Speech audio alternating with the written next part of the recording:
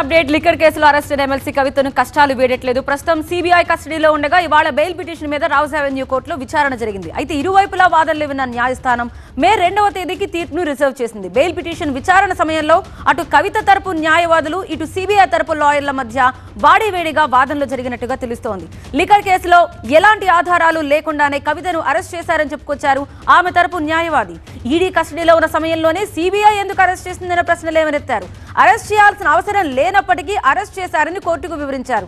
BRS పార్టీకి కవిత star campaigner గా ఉన్నారని ధర్మాసనానికి న్యాయవాది తెలిపారు. మరోవైపు కవితకు బెయిల్ ఇవ్వొద్దని సిబిఐ వాదించింది. కేసు దర్యాప్తును కవిత ప్రభావితం చేయగలుగుతారని ధర్మాసనానికి వివరించింది. ఢిల్లీ లిక్కర్ స్కామ్ కేసులో కవిత కీలక వ్యక్తిగా ఉన్నారని బెయిల్ ఇస్తే సాక్షుల్ని ప్రభావితం చేసే అవకాశాలున్నాయంటూ వాదించింది. ఇరువురి వాదనలు విన్న ధర్మాసనం తీర్పును మే 2వ తేదీకి రిజర్వ్ చేసింది. మరోవైపు ఈడీ కేసులో కవిత బెయిల్ పిటిషన్ పై విచారణ వాయిదా పడింది. విచారణను రేపటికి వాయిదా వేసింది రౌస్ అవెన్యూ కోర్టు. ఏడాదిగా ప్రయత్నించిన సంతానం కలగలేదా? నోవా ఐవీఎఫ్ లో ఫెర్టిలిటీ ఎక్స్పర్ట్స్ ను కలవండి. మాతృత్వం కల నెరవేర్చుకోవడానికి ఉచితంగా సంప్రదించండి.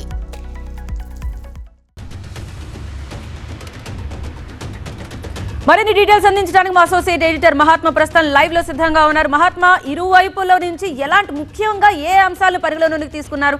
అండ్ మే 2వ తేదీకి వాయిదా పడింది, ఓకే, బట్ ఈడీకి సంబంధించి బెయిల్ వస్తుందా లేదా? విచారణ ఏమైనా క్లూ తెలుస్తోందా?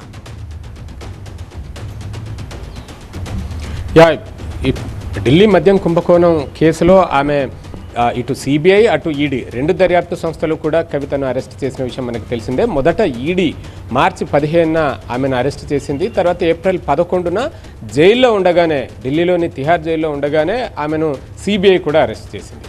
ఈడీ అరెస్ట్ చేసిన తర్వాత వెంటనే ఆమె మధ్యంతర బెయిల్ కోసం ప్రయత్నాలు సాగించారు. తన చిన్న కుమారుడికి బోర్డు ఫైనల్ ఎగ్జామ్స్ ఉన్నాయి, అతన్ని ప్రిపేర్ చేయించాలి. తల్లి పాత్రను మరొకరెవరు కూడా రీప్లేస్ చేయలేరు కాబట్టి ఈ హ్యుమానిటేరియన్ గ్రౌండ్స్లో మధ్యంతర బెయిల్ ఇవ్వాలి అని చెప్పి ఆమె కోరినప్పటికీ అప్పుడు కోర్టు నిరాకరించిన విషయం కూడా మనకు తెలిసిందే.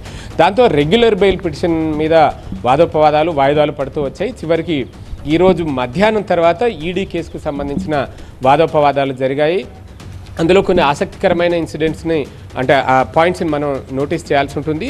ఇటు దర్యాప్తు సంస్థ ఈడీ తరపున వాదనలు వినిపించే క్రమంలో కవిత తాను ఉపయోగించిన సెల్ ఫోన్లలో డేటాను కూడా ఎరేజ్ చేశారు.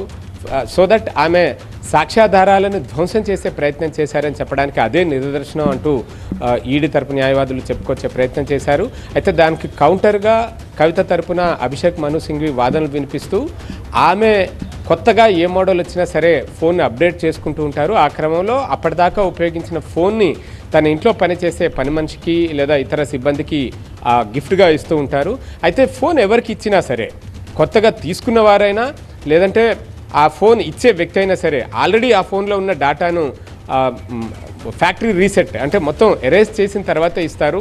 సో దట్ వాళ్ళు మళ్ళీ కొత్తగా వాడుకోవడానికి ఆస్కారం ఉంటుంది. అదే జరిగింది తప్ప తాను ఉపయోగిస్తున్న ఫోన్లను మాత్రం ఎక్కడ ఎరేజ్ చేయలేదు. తాను ఉపయోగించే ఫోన్లు, అంతకంటే ముందు తాను ఉపయోగించి పని మనుషులకి ఇచ్చిన ఫోన్లు అన్నింటినీ కూడా దర్యాప్తు సంస్థ ఈడీకి తీసుకుని వచ్చి ఆమె అందజేశారు.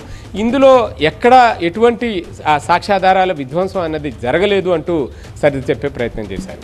కానీ ఈడీ తరపున న్యాయవాదులు మాత్రం ఆమె సాక్షుల్ని ఇన్ఫ్లుయెన్స్ చేసే ప్రయత్నం చేస్తున్నారని చెప్పడానికి ఈ కేసులో సాక్షులుగా ఉన్న కొంతమంది స్టేట్మెంట్స్ని వెనక్కి తీసుకునే ప్రయత్నం చేయడం, ఇదంతా కూడా ఒక ఎగ్జాంపుల్ అంటూ చెప్పుకుని వచ్చారు.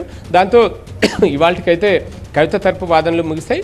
రేపు ఈడీ కౌంటర్ ఆర్గ్యుమెంట్స్ రేపు చెప్పబోతుంది. ఇకపోతే సిబిఐ కేసులో దాఖలు చేసుకున్న బెయిల్ పిటిషన్ మీద పూర్తి స్థాయిలో ఇరుపక్షాల వాదనలు ముగిస్తాయి. మే 2కి దాని మీద తీర్పుని న్యాయమూర్తి రిజర్వ్ చేసి ఉంచారు. Right, thank you Mahatma. చూద్దాం.